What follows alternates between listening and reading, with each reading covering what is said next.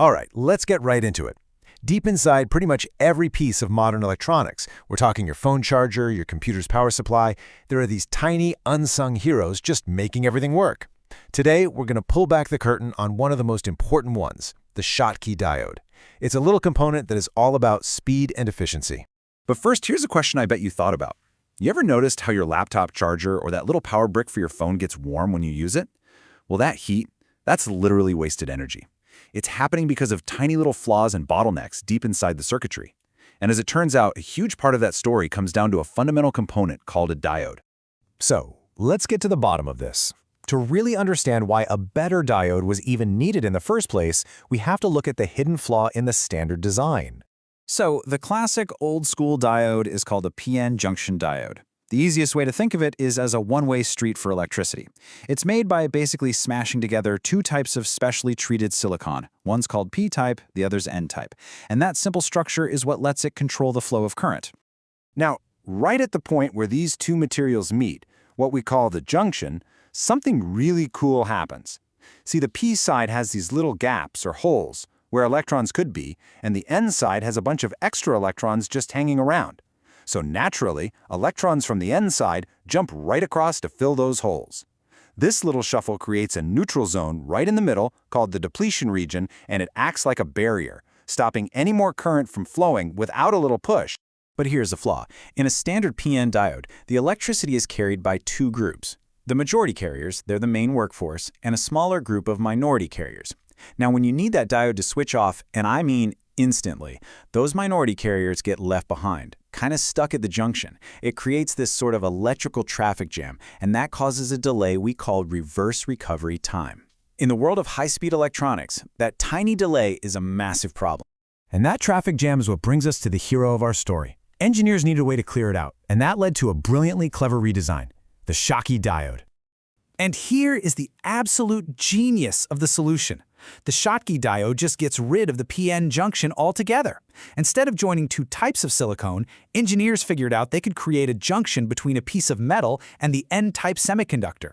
This metal semiconductor junction is the key, and believe me, it changes everything about how this diode works. This slide just lays it out perfectly. On the left, you've got the standard PN diode, whose structure, as we know, leads to that traffic jam.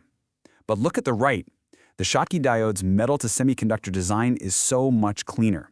It completely removes the P-type material, and that means, you guessed it, there are no minority carriers to get stuck. The current is carried only by the main flow of electrons. And that right there is the magic trick. With no minority carriers, there's no charge getting stored up at the junction. There is literally nothing to get stuck or left behind when you flip the switch. The flow of electricity can just stop almost instantaneously. The traffic jam is gone. So what does this elegant redesign actually get us in the real world? Well, this is where we see the payoff, a massive boost in both speed and efficiency. The first, most obvious benefit is just incredible speed. Because there's no reverse recovery delay, no traffic jam to clear, Schottky diodes can switch on and off at insane frequencies. It makes them absolutely perfect for modern, high-speed power supplies, approaching zero time. I mean, it doesn't get much faster than that. The second huge win is efficiency. You see, every standard diode needs a little bit of voltage just to get going. We call this its forward voltage drop.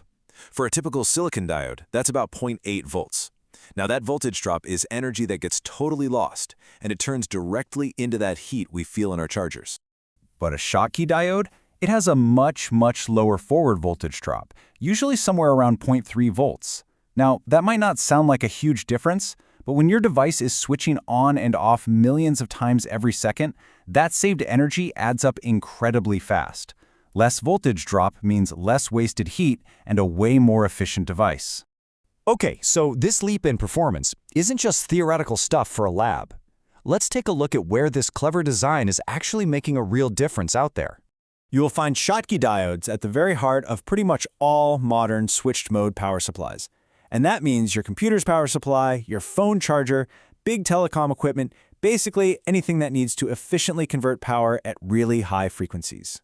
Their mix of speed and low energy loss makes them the perfect tool for the job. Specifically, engineers use them in power circuits like buck, boost, and flyback converters. You know, the building blocks of those wall chargers. In these designs, the diode acts like a super fast switch or rectifier. In its ability to turn off instantly with zero recovery time, it minimizes switching losses and electrical noise.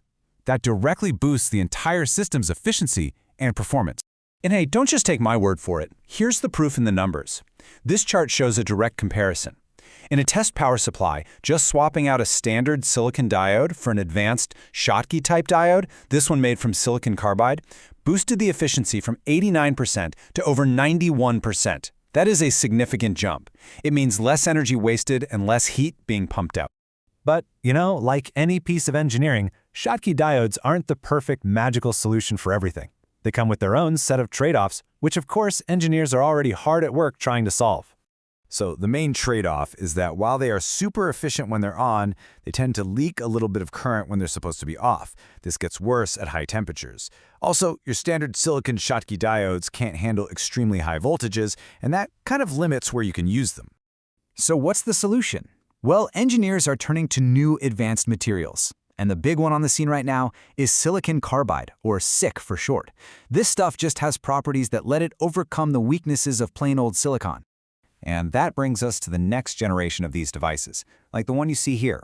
It's a kind of hybrid design. It's often called an MPS diode, and that name pretty much says it all. It cleverly merges the best features of a Schottky diode with the strengths of a traditional PIN diode, all to get rid of those trade-offs.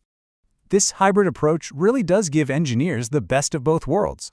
You get that low energy loss and lightning-fast switching of a Schottky, but it's combined with the low leakage and high temperature stability of a standard diode. It's a perfect example of engineers not just accepting a trade-off, but innovating their way right past it. And that brings us right back to where we started. The story of the Schottky diode is just a perfect little window into how engineering works. You identify a hidden flaw, you find a clever solution, and then you keep innovating to make that solution even better. It really makes you wonder, as our world demands more and more power and more efficiency, what other invisible bottlenecks are just out there waiting for their own clever redesign?